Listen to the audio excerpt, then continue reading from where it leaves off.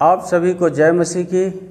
Bible भवन मसीही संगति जयपुर की कलीसिया में हम आप सभी का हार्दिक स्वागत करते हैं।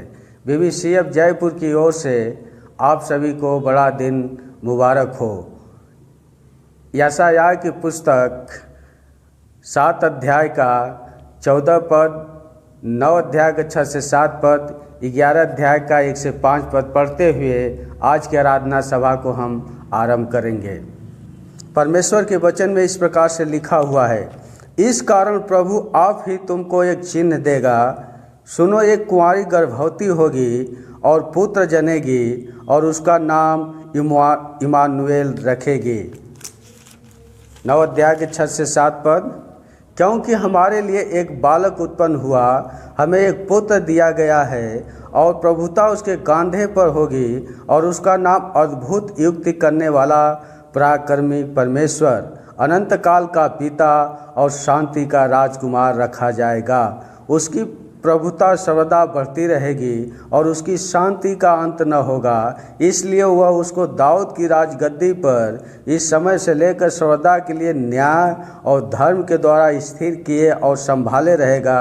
सेनाओं के यहोवा की धुन के द्वारा यह हो जाएगा। 11 अध्याय का 1 से 5, तब ईसाई के ठूंठ में से एक डाली फूट निकलेगी और उसकी जड़ में से एक शाखा निकलकर फलवंत होगी। यहोवा का आत्मा बुद्धि और समझ का आत्मा, युक्ति और पराक्रम का आत्मा और ज्ञान और यहोवा के भय का आत्मा उस पर ठहरा रहेगा और उसको यहोवा का भय सुगंध सा भाएगा। वह मुँह देखा न्याय न करेगा और न अपने कानों के सुनने के अनुसार निर्णय करेगा, परंतु वह कंगालों का न्याय धर्म से और पृथ्वी के नम्र लोगों का निर्णय खराई से करेगा। और वह पृथ्वी को अपने वचन के सोंटे से मारेगा और अपने फूंक के झोंके से दुष्ट को मिटा डालेगा। उसकी कंटी का फेंटा धर्म और उसकी कमर का फेंटा सच्चाई होगी। परमेश्वर इस वचन पर पढ़े जाने सुने जाने पर आप सबको आशीष प्रदान करे। आइए हम अपने सर को झुकाएंगे, आँख बंद करेंगे और परमेश्वर से प्रार्थना करेंगे। प्रभु यीशु मसीह, हम धन्यवाद करते हैं इस समय के लिए, इस संगति के लिए जो आपने हम सबके जीवन में दिया है। आपसे प्रार्थना करते हैं प्रभु, जब हम गीत गा करके आपकी स्तुति बड़ाई प्रशंसा तारीफ महिमा करते हैं प्रभु, तो आप हमारी अगुवाई करना, मार्गदर्शन करना। आराधना के सभी भाग को आपके हाथ में समर्पित करते हैं। प्रार्थना प्रभु यीशु मसीह के नाम से करते हैं, आमीन। आराधक टीम से हम निवेदन करेंगे कि वो सामने आएगी और गीत गाने में हम सबकी अगुवाई करेगी।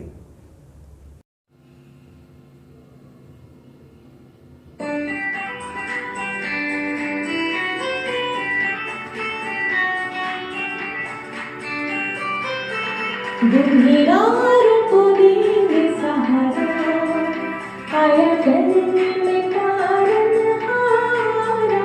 गंभीरा रूप देंगे सहारा, आया चलने में कारण हारा।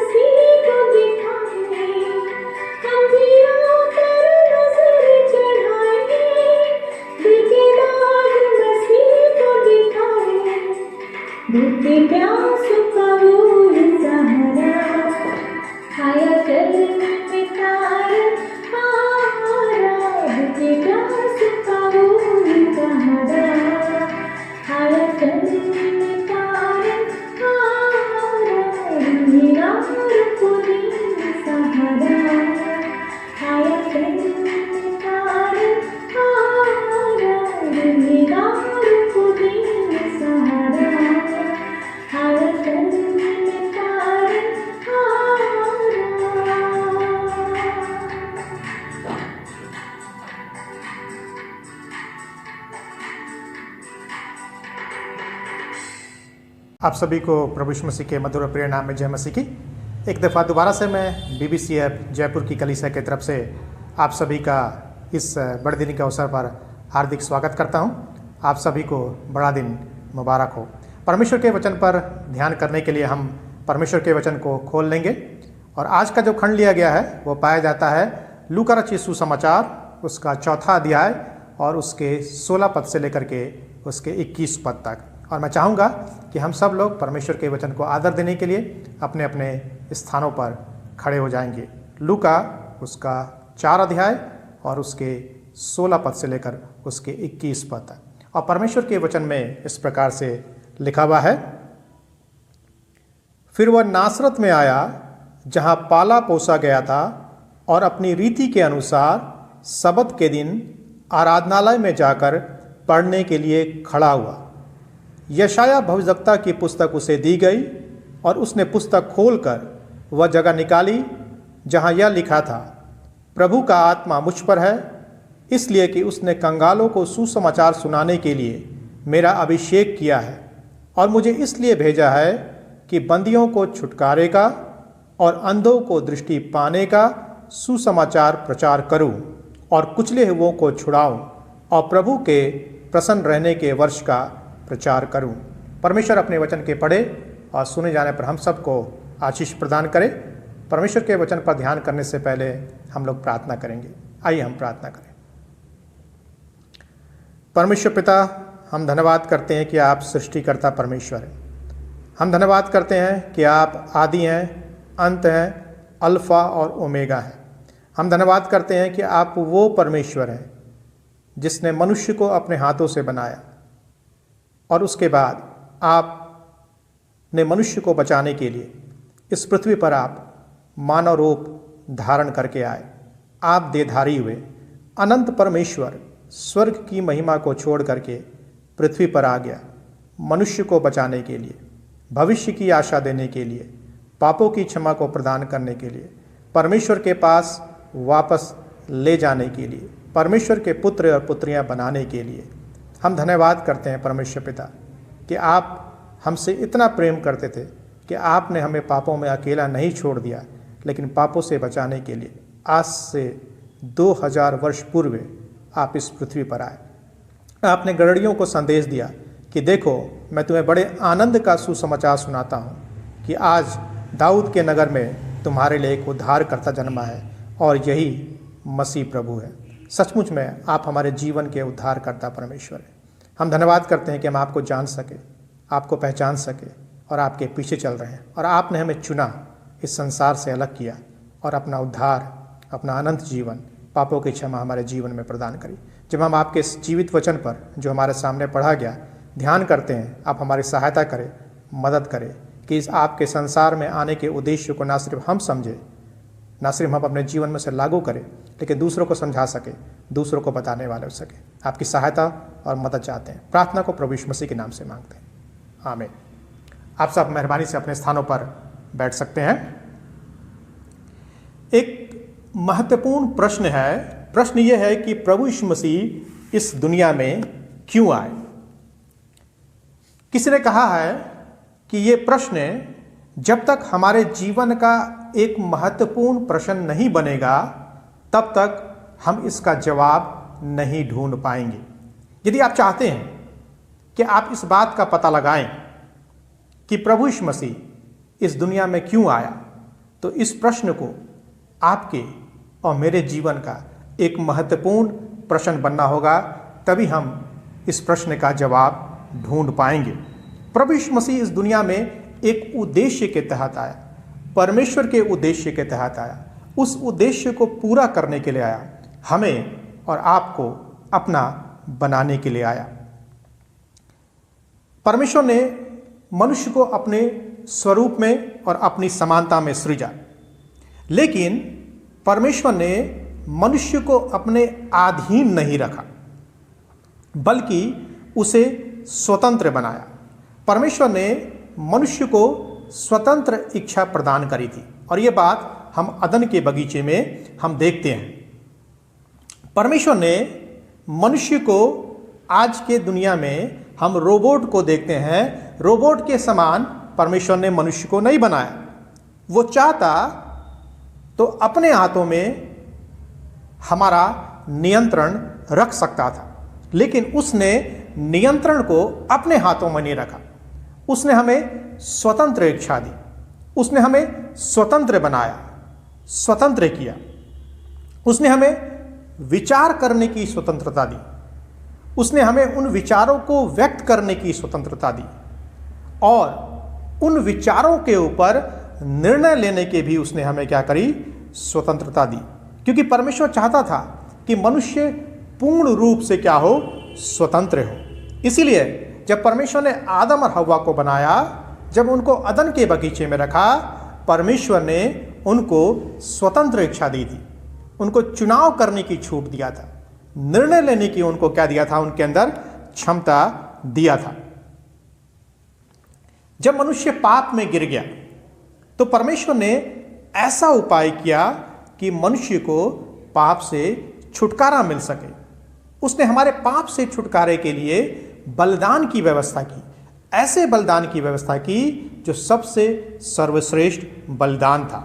लेकिन हम क्या देखते हैं परमेश्वर के वचन में कि पाप धीरे धीरे दुनिया में बढ़ता गया और मनुष्य की सामर्थ्य और सीमा से बाहर हो गया। मनुष्य अपने आप में सक्षम नहीं था कि वह अपने पापों की कीमत को क्या कर सके, चुका सके। मनुष्य का पतन हो गया, परमेश्वर से अलगाव हो गया, अनंत जीवन की विरासत को उसने खो दिया। मनुष्य ज्योति से अंधकार में चला गया, पाप का गुलाम बन गया, पाप का दास बन गया, शैतान के वश में आ गया, मृत्यु के वश में आ गया और घोर अंधकार मनुष्य के ऊपर छा गया। लेकिन परमेश्वर का धन्यवाद हो कि परमेश्वर ने ऐसी परिस्थिति में भी अपनी सर्वश्रेष्ठ सृष्टि को उसने अकेला नहीं छोड़ा।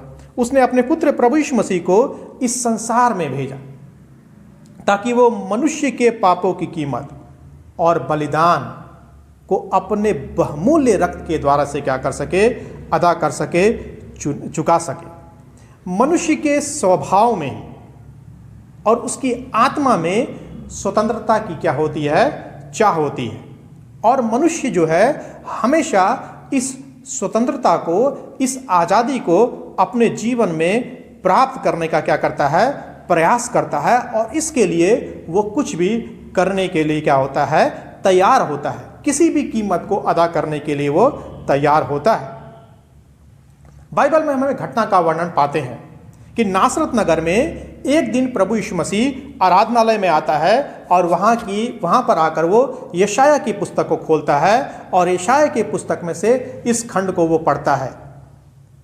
प्रभु का आत्मा मुझ पर है क्योंकि यहोवा ने मुझे इसलिए भेजा है कि बंधुओं को छुटकारे का सुसमाचार प्रचार करूं। और यही बात हम लूका रचित सुसमाचार के 4 अध्याय के हम 16 से 19 पद में भी हम क्या करते हैं, हम पाते हैं। जो बात यशाया की पुस्तक में लिखी हुई है उसी बात को प्रभु यीशु मसीह ने यहां पर क्या किया, कोट किया। आज देश स्वतंत्र है, मनुष्य स्वतंत्र है, लेकिन फिर भी कई देशों में ऐसे लोग भी हैं जो कई चीज़ों में अभी भी जकड़े हुए हैं, कई चीज़ों के अभी भी क्या है, वे गुलाम हैं। कोई भी देश तब तक आज़ाद नहीं हो सकता जब तक कि वहाँ का व्यक्ति या वहाँ का नागरिक आज़ाद ना हो। ये मात्र राजनीतिक स्वतंत्रता की बात नहीं है। जब प्रभु यीशु मसीह यहाँ पर बोलते हैं कि मैं छुटकारे का प्रचार करूँ, तो यहाँ पर मात्र राजनीतिक या शारीरिक स्वतंत्रता की बात नहीं हो रही है। कोई भी देश, कोई भी व्यक्ति तब तक पूरी तरह से आज़ाद नहीं है जब तक कि वो पाप की गुलामी से मुक्ति को प्राप्त ना कर ले, पाप की गुलामी से स्वतंत्रता को प्राप्त ना कर ले। जब तक व्यक्ति पाप की गुलामी से आज़ाद नहीं हो जाता है वह कभी भी स्वतंत्र नहीं हो सकता है। इसलिए हमारे और आपके जीवन में, संसार में, संपूर्ण मानव जाति के जीवन में यह संघर्ष अभी भी क्या है, जारी है। और ये जो संघर्ष है उस स्वतंत्रता का संघर्ष है जिसको मनुष्य को अपने जीवन में प्राप्त करना बहुत जरूरी है। और वो स्वतंत्रता जो है पापों से छुटकारे की बात करती है। इस प्रकार हम देखते हैं कि एक मनुष्य के लिए सिर्फ शारीरिक स्वतंत्रता ही पर्याप्त नहीं है। और प्रभु यीशु मसीह जब अपने वचन में छुटकारे की बात बोलता है, सुसमाचार सुनाने की बात बोलता है, दृष्टि पाने की बात बोलता है, तो प्रभु यीशु मसीह का जो कहना है वो सच्ची स्वतंत्रता की तरफ क्या करता है, प्रभु यीशु मसीह इशारा करता है। और वास्तव में एक व्यक्ति को सच्ची स्वतंत्रता सिर्फ और सिर्फ प्रभु यीशु मसीह ही क्या कर सकता है, प्रदान कर सकता है, और कोई नहीं प्रदान कर सकता है। आपने हो सकता है अपने जीवन में बहुत सारी चीज़ों से स्वतंत्रता को प्राप्त किया हो, लेकिन यदि आपने पाप से स्वतंत्रता को प्राप्त नहीं किया है तो अभी भी आप क्या हैं, गुलाम हैं। आप आज़ाद नहीं हैं, आप स्वतंत्र नहीं हैं। मैंने शुरुआत में ही आपसे इस प्रश्न को पूछा था कि प्रभु यीशु मसीह इस दुनिया में क्यों आए।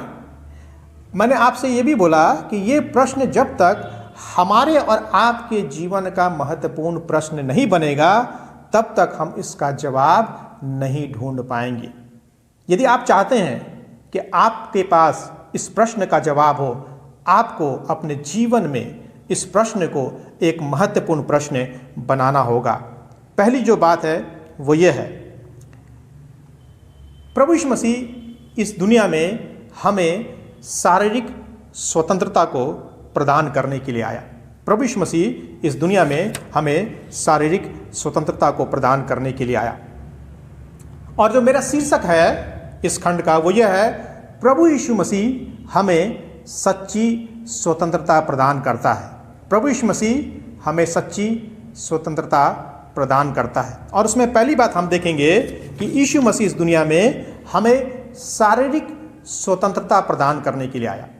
जब हम बात करते हैं कि प्रभु यीशु मसीह हमें सच्ची स्वतंत्रता प्रदान करता है तो इसका यह मतलब है कि किन किन क्षेत्रों में प्रभु यीशु मसीह हमें सच्ची स्वतंत्रता प्रदान करता है। तो उसमें से पहली बात जो यह है कि प्रभु यीशु मसीह हमें शारीरिक स्वतंत्रता प्रदान करता है, या शारीरिक आज़ादी प्रभु यीशु मसीह क्या करता है, हमें देता है।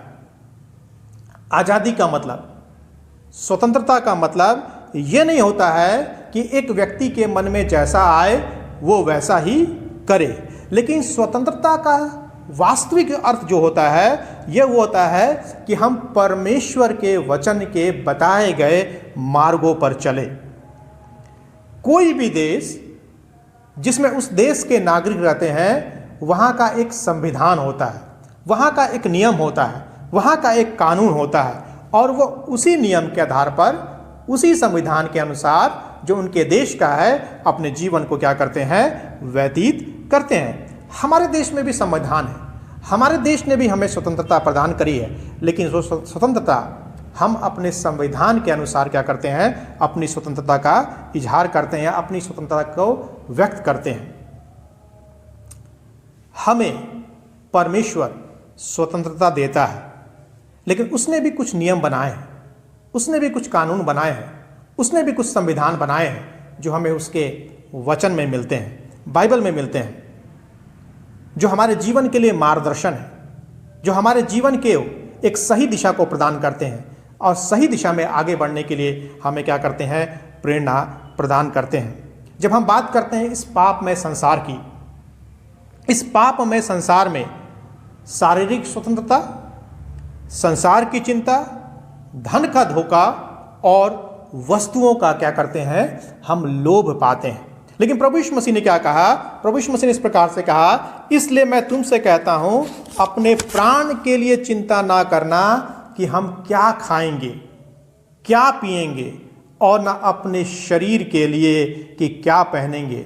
क्या प्राण भोजन से और शरीर वस्त्र से बढ़कर नहीं। आगे और भी बात लिखी हुई है। प्रभु यीशु मसीह बोलते हैं, आकाश के पक्षियों को देखो, वे ना बोते हैं, ना काटते हैं और ना खत्तों में बटोरते हैं, तो अभी तुम्हारा स्वर्गीय पिता उनको क्या करता है, खिलाता है। क्या तुम्हारा मूल्य उनसे अधिक नहीं है। जब हम यूहन्ना रचित सुसमाचार को पढ़ते हैं विशेष करके पहला यूहन्ना 2 अध्याय के 16-17 पद को पढ़ते हैं तो वहाँ इस प्रकार से लिखा हुआ है, जो कुछ संसार में है अर्थात शरीर की अभिलाषा, आंखों की अभिलाषा, जीविका का घमंड, वह पिता की ओर से नहीं परंतु संसार ही की ओर से है। संसार और उसकी अभिलाषाएं दोनों मिटते जाते हैं, पर जो परमेश्वर की इच्छा पर चलता है वह सर्वदा बना रहेगा। प्रश्न ये था कि प्रभु यीशु मसीह इस दुनिया में क्यों आए। उसका उत्तर हमने देखा कि प्रभु यीशु मसीह इस दुनिया में हमें सच्ची स्वतंत्रता को प्रदान करने के लिए आए। किन किन क्षेत्रों में प्रभु यीशु मसीह हमें सच्ची स्वतंत्रता देता है। हमने पहली बात देखी कि प्रभु यीशु मसीह हमें शारीरिक स्वतंत्रता क्या करता है, प्रदान करता है।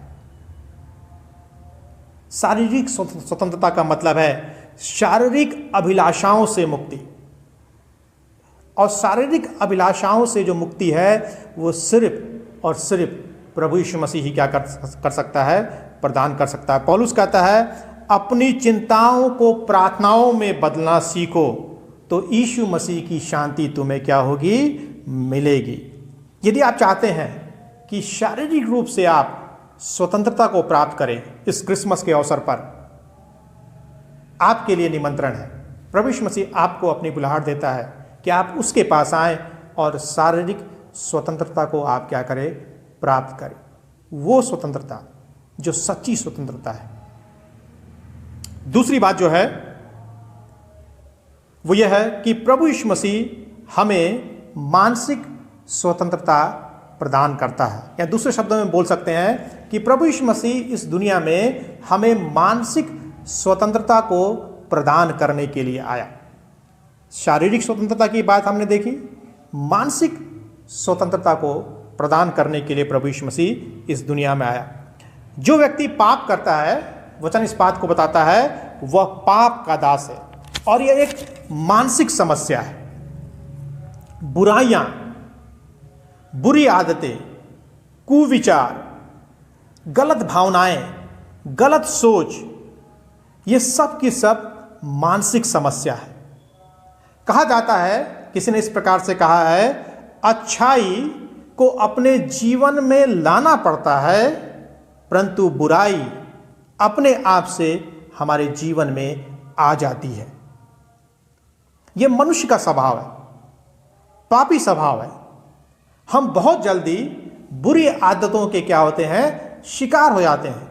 हम बहुत जल्दी बुरी आदतों के क्या होते हैं, हम वश में हो जाते हैं, और हम बुरी आदतों के हम क्या बन जाते हैं, गुलाम बन जाते हैं। हम सब के अंदर में आदम का स्वभाव है। आदम का स्वभाव हमारे अंदर में पाप के कारण से आ गया है। हम धन के गुलाम हो जाते हैं और अन्य चीजों के हम क्या हो जाते हैं, विशेष करके गुलाम हो जाते हैं। किसी ने यह भी कहा है कि धन, जब तक आप धन को नियंत्रित करते हैं, धन आपका एक प्रकार से नौकर है। जिस दिन धन आपका स्वामी बन जाता है, आप उसके क्या बन जाते हैं, नौकर बन जाते हैं। जीवन में हम उस समय मानसिक रूप से स्वतंत्र हो जाते हैं जब हम भयभीत और तनावग्रस्त होते हैं। किसने इस प्रकार से लिखा हुआ है, और विशेष करके जब हम भजन को पढ़ते हैं, भजन में हम इस प्रकार से पाते हैं, परमेश्वर हमारा शरण स्थान और बल है, संकट में अति सहज से मिलने वाला सहायक, इस कारण हमको कोई भय नहीं, चाहे पृथ्वी उलट जाए और पहाड़ समुद्र के बीच में डाल दिए जाए, चाहे समुद्र गरजे और फेन उठाए और पहाड़ उसकी बाढ़ से कांप उठे। पौलुस अपने वचन में इस प्रकार से लिखता है अपनी पत्रियों में, मेरे लिए जीना मसीह और मर जाना लाभ है। जीवन में कोई मानसिक समस्या बाकी नहीं रहती, क्योंकि मसीह ने हमें क्या कर दिया है, स्वतंत्र कर दिया है। यदि आज आप में से कोई भी व्यक्ति है जो मानसिक रूप से परेशान है, मानसिक स्वतंत्रता को प्राप्त करना चाहता है, आप प्रभु यीशु मसीह के पास आएं। प्रभु यीशु मसीह आपको मानसिक स्वतंत्रता प्रदान कर सकता है। हमारे और आपके जीवन में मानसिक स्वतंत्रता आ सकती है। आज संसार में बहुत सारे लोग, विशेष करके जो बीमार हैं और जो बीमार नहीं भी हैं, उनमें से ज़्यादातर लोग मानसिक रूप से परेशान हैं। मानसिक रूप से क्या है, वो तनावग्रस्त हैं। उनको उनके जीवन में भी मानसिक स्वतंत्रता आ सकती है, मानसिक शांति आ सकती है, मानसिक स्थिरता आ सकती है, मानसिक तसल्ली आ सकती है, क्योंकि शांति का राजकुमार जिसका नाम प्रभु यीशु मसीह है, वो हमें ऐसी शांति देता है जो मनुष्यों की सोच और समझ से परे है, जिसे हम समझ नहीं सकते।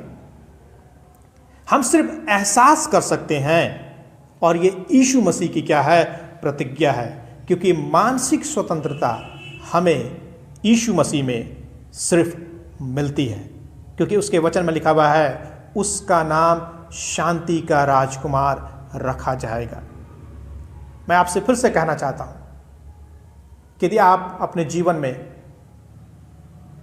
शारीरिक स्वतंत्रता को आपने प्राप्त कर लिया है, यदि आप चाहते हैं कि आप मानसिक स्वतंत्रता को भी प्राप्त करें, आप प्रभु यीशु मसीह के चरणों में आए। वो आपके लिए इस दुनिया में आया, आपको सच्ची स्वतंत्रता प्रदान करने के लिए आया। वो बाहें फैलाए हुए खड़ा है आपको सच्ची स्वतंत्रता प्रदान करने के लिए। तीसरी और अंतिम बात, प्रभु यीशु मसीह हमें आत्मिक स्वतंत्रता को प्रदान करने के लिए इस दुनिया में आया। प्रभु यीशु मसीह हमें आत्मिक स्वतंत्रता को प्रदान करने के लिए इस दुनिया में आया। मनुष्य की जो सबसे बड़ी समस्या जो है इस संसार में, यदि हम बात करें कि मनुष्य की सबसे बड़ी समस्या क्या है, तो हर एक व्यक्ति के अपने अपने उत्तर हो सकते हैं। यदि आज के संदर्भ में बात करें तो हम बोल सकते हैं कि मनुष्य की जो सबसे बड़ी समस्या आज के संदर्भ में है, वो है इस महामारी से छुटकारा पाना, इस महामारी से मुक्ति पाना।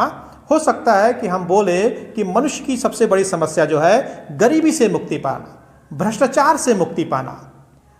मनुष्य की सबसे बड़ी समस्या है रोटी, कपड़े और मकान की। मनुष्य की सबसे बड़ी समस्या है रोजी रोटी की, पैसे की। ये सारी बातें आज हम अपने संसार में, अपने आसपास के जीवन में हम देखते हैं, सुनते हैं, और हम भी ऐसा ही बहुत दफ़ा सोचते हैं। लेकिन जो मनुष्य की सबसे बड़ी समस्या जो है, वो बीमारी की नहीं है, धन की नहीं है, भोजन की नहीं है, वस्त्र की नहीं है, किसी एजुकेशन की नहीं है। हाँ, ये सब चीज़ें आवश्यक हैं, ये सब चीज़ें जरूरी हैं, लेकिन मनुष्य की जो सबसे बड़ी समस्या है वह है पाप की समस्या। पाप रूपी बीमारी से छुटकारा पाना है, यह है मनुष्य की सबसे बड़ी समस्या। एक ऐसी बीमारी है पाप, जिसके बारे में यह लिखा हुआ है, जो जीवन में शोक को लाती है, जीवन में अलगाव को लाती है, जीवन में खालीपन को लाती है, और जीवन में सूनेपन को लाती है। और ऐसी ये बीमारी है जिसने हमको परमेश्वर से अलग कर दिया, अनंत जीवन से अलग कर दिया, परमेश्वर से हमें दूर कर दिया, ज्योति से हमें अंधकार में ला दिया। ये एक ऐसी बीमारी है, और इस बीमारी से हमें और आपको छुटकारा देने के लिए प्रभु यीशु मसीह इस दुनिया में आया। पाप करने के पूर्व पाप जो है बहुत आकर्षक दिखाई देता है, लेकिन करने के पश्चात पाप उतना ही घातक होता है जितना कि हम सोच और समझ भी नहीं सकते। पाप करने के पूर्व वो जितना उजला प्रतीत होता है, करने के बाद वो उतना ही अंधकार पूर्ण भी है। पाप करने के पूर्व जितना सुखद एहसास हमको होता है, करने के बाद वो हमारे जीवन में उतना ही दुखद परिणाम भी लेकर के आता है। पाप करने के पूर्व जितना आनंद हमें और आपको मिलता है, लेकिन उसके बाद उतना ही कष्ट भी हमें और आपको मिलता है। आज संसार में शैतान ने पाप को आकर्षक और पाप को फैशनेबल बना दिया है। हम इसको उसी प्रकार से समझ सकते हैं, जहाँ पर चूहे की बहुत समस्या होती है, वहाँ पर चूहे को पकड़ने के लिए लोग चूहेदानी का इस्तेमाल करते हैं। चूहेदानी में मिठाई रोटी या किसी भी प्रकार की भोजन वस्तुएं रख दी जाती है जो दिखने में आकर्षक लगती है, दिखने में मनभावनी लगती है, लेकिन जब चूहा उसको पकड़ने आता है वो उसमें फंस जाता है, उससे वो बाहर निकल नहीं पाता। शुरुआत में तो उसको आकर्षक लगता है, लेकिन जैसे ही वो उसके पास जाता है चूहेदानी में वो क्या होता है, फंस जाता है। हमारे जीवनों में भी शैतान जो है पाप को बड़े ही आकर्षक तरीके से, बड़े ही खूबसूरत तरीके से पाप को वो हमारे और आपके सामने क्या करता है, प्रस्तुत करता है।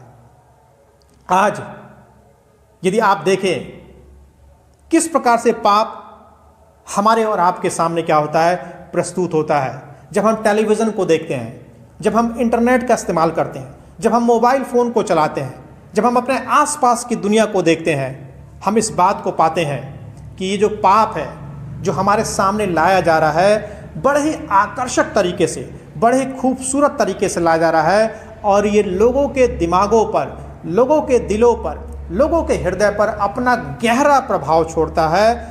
ऐसा प्रभाव छोड़ता है कि लोग इसे करने के लिए उत्साहित हो जाते हैं, लोग इसे करने के लिए लालायित हो जाते हैं, और लोग इसमें एक बार जब फंस जाते हैं तो उससे निकलना उनके लिए काफ़ी मुश्किल हो जाता है, काफ़ी मुश्किल हो जाता है।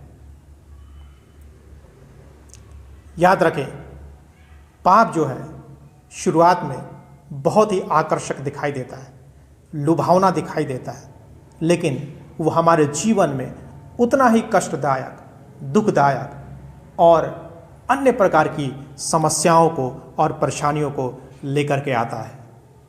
पवित्र शास्त्र इस प्रकार से बताता है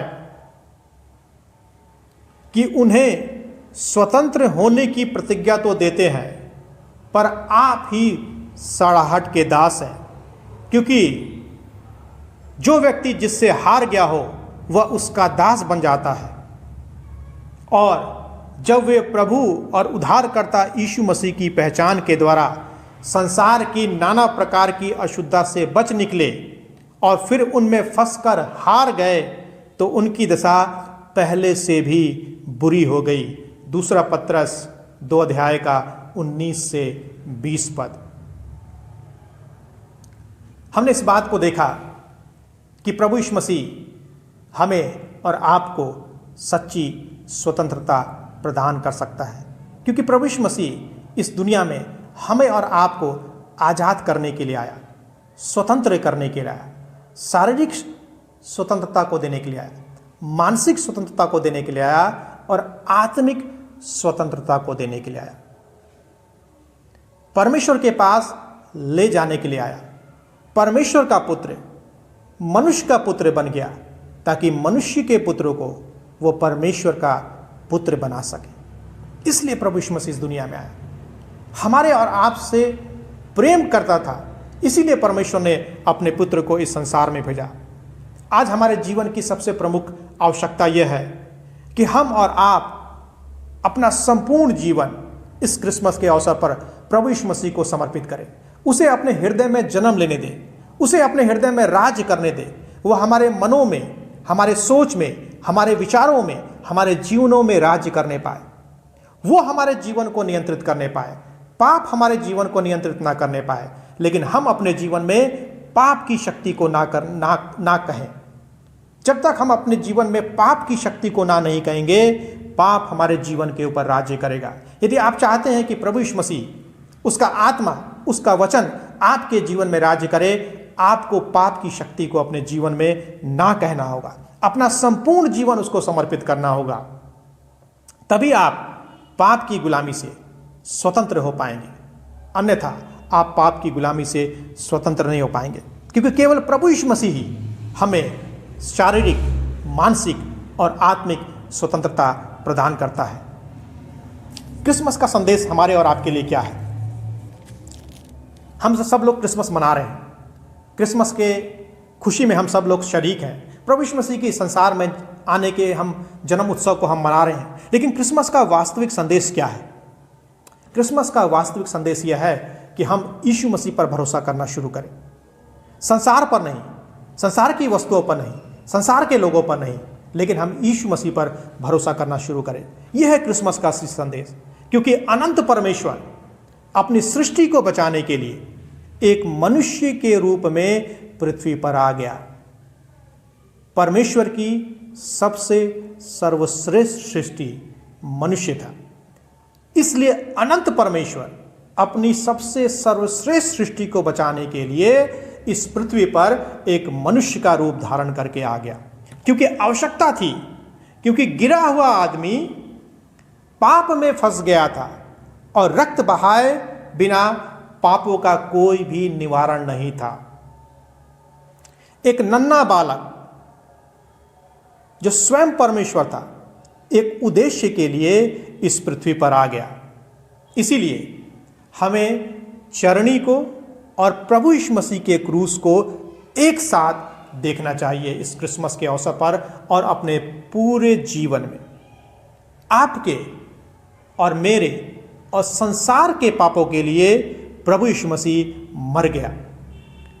हम जिसे चरणी में देखते हैं वो बालक पूरी तरह से परमेश्वर है, जो धरती पर आया ताकि आप और मैं अपने पापों की क्षमा को क्या कर सके, प्राप्त कर सके, ताकि हम सभी को एक बड़ा उपहार मिल सके, एक बड़ा उपहार मिल सके। जब आप चरनी को और उसमें पड़े हुए बालक को देखते हैं तो चरनी से परे सोचे, उसके आने के बारे में सोचे। क्रिसमस का वास्तविक संदेश यह है कि आप उसके कभी ना मरने वाले प्रेम और उसके अटूट प्रेम को याद करने का प्रयास करें, कभी ना खत्म होने वाले प्रेम को और उसके अटूट प्रेम को अपने जीवन में याद करने का प्रयास करें और उसके उन हाथों को याद रखें जो उसने आपके लिए, मेरे लिए, संसार के लिए प्रसार दिया। अंत में मैं आपसे यही कहना चाहूँगा, इस क्रिसमस के अवसर पर प्रभु यीशु मसीह को अपने जीवन का केंद्र बनाएं। यदि आपके जीवन का केंद्र कोई और है, मैं नहीं जानता कि आपके जीवन का केंद्र क्या है। हो सकता है कि आपके जीवन का केंद्र धन हो, आपके जीवन का केंद्र आपकी बुरी अभिलाषाएं हों, आपके जीवन का केंद्र आपकी शिक्षा हो, या आपके जीवन का केंद्र आपकी पदवी हो, या कुछ और भी हो सकता है जो आपके जीवन का केंद्र हो। परमेश्वर का वचन हमें इस बात को स्मरण दिलाता है कि हम अपने जीवन के केंद्र में प्रभु यीशु मसीह को स्थान दें। जब तक प्रभु यीशु मसीह हमारे जीवन का केंद्र नहीं बनेगा, हम उस पर भरोसा करना नहीं सीखेंगे। हम इस बात को नहीं समझ पाएंगे कि प्रभु यीशु मसीह इस दुनिया में क्यों आया था। जैसा कि मैंने शुरुआत में ही बोला था, जब तक ये प्रश्न हमारे जीवन का एक महत्वपूर्ण प्रश्न नहीं बनेगा, तब तक हम इसका जवाब नहीं ढूंढ पाएंगे। यदि आपके पास भी इस प्रश्न का जवाब नहीं है कि प्रभु यीशु मसीह इस दुनिया में क्यों आया था, तो इसका यह मतलब है कि आपने इस प्रश्न को अपने जीवन का एक महत्वपूर्ण प्रश्न नहीं बनाया है। आज जरूरत है कि हम और आप, संसार, अपने जीवन में इस प्रश्न को एक महत्वपूर्ण प्रश्न बनाएं कि प्रभु यीशु मसीह इस दुनिया में क्यों आया था। तो प्रभु यीशु मसीह इस दुनिया में हमें और आपको सच्ची स्वतंत्रता देने के लिए आया था। वो तैयार है आपको स्वतंत्रता देने के लिए। क्या आप तैयार हैं उस स्वतंत्रता को प्राप्त करने के लिए जिसको हमने आज देखा? शारीरिक स्वतंत्रता, मानसिक स्वतंत्रता और आत्मिक स्वतंत्रता। प्रभु यीशु मसीह पर भरोसा करें, वह आपके साथ होगा, आपकी सहायता और मदद करेगा। परमेश्वर अपने वचन के पढ़े और सुने जाने पर आशीष प्रदान करे। आप जहाँ कहीं भी हैं, आप अपने स्थानों पर खड़े हो जाएं अंतिम प्रार्थना के लिए और आशीष वचन के लिए। आइए हम अपने आंखों को झुकाएं, सरों को बंद करें, सरों को झुकाएं और आंखों को बंद करें और परमेश्वर पिता से प्रार्थना करें। परमेश्वर पिता, हम धन्यवाद देते हैं कि आप हमारे परमेश्वर हैं। हम धन्यवाद करते हैं कि आप देहधारी परमेश्वर हैं, अनंत परमेश्वर हैं। स्वर्ग की महिमा को प्रभु जी आपने छोड़ दिया हम मनुष्य को बचाने के लिए, परमेश्वर पिता से हमारा मेल मिलाप कराने के लिए, हमें सच्ची स्वतंत्रता प्रदान करने के लिए, शारीरिक, मानसिक और आत्मिक स्वतंत्रता को प्रदान करने के लिए। हों दे परमेश्वर पिता कि हम अपने जीवन में इस प्रश्न को एक महत्वपूर्ण प्रश्न बना सके कि प्रभु यीशु मसीह इस दुनिया में क्यों आया। क्योंकि जब तक ये प्रश्न हमारे जीवन का एक महत्वपूर्ण प्रश्न नहीं बनेगा, हम इसका उत्तर भी ढूंढ नहीं पाएंगे। होने दे कि हम जान सके कि आप इस दुनिया में क्यों आए थे, हम आप पर भरोसा करने वाले हो सके, आपको अपने जीवन में मुख्य स्थान देने वाला हो सके। होने दे परमेश्वर पिता कि इस क्रिसमस के अवसर पर आप हमारे जीवन का केंद्र बने, आप हमारे जीवन में राज्य करें, हमारे मनों में, हमारे विचारों में, हमारे हृदयों में राज्य करें।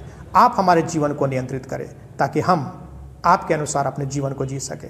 होने दे परमेश्वर पिता कि हम आपके संसार में आने के उद्देश्य को कभी भी ना भूलें, और जो आनंद हमने आपको जानने से प्राप्त किया है उस आनंद के बारे में हम दूसरों को भी बताने वाले सके। हम धन्यवाद करते हैं आपका, आपके नाम को महिमा देते हैं कि आप हमसे प्रेम करते हैं, हमें बचाने के लिए आए, परमेश्वर पिता से मेल मिलाप कराने के लिए आए, परमेश्वर के पास ले जाने के लिए आए, हमें अपना पुत्र और पुत्रियाँ बनाने के लिए आए, और पाप से बचाने के लिए आए, स्वतंत्र करने के लिए आए। धन्यवाद करते हैं आपकी उस स्वतंत्रता का जो हमने अपने जीवन में प्राप्त किया है। हम आपके नाम को महिमा देना चाहते हैं, आपके नाम को आशीष देना चाहते हैं। धन्यवाद करते हुए हम इस प्रार्थना को प्रभु यीशु मसीह के नाम से मांगते हैं, आमीन। अब हमारे परमेश्वर पिता का प्रेम और प्रभु यीशु मसीह का अनुग्रह और पवित्र आत्मा की संगति और सहभागिता हम में से प्रत्येक विश्वासियों के साथ, विशेष करके प्रभु यीशु मसीह के द्वितीय आगमन तक बनी रहे, आमीन। आप सभी को जय मसीह की।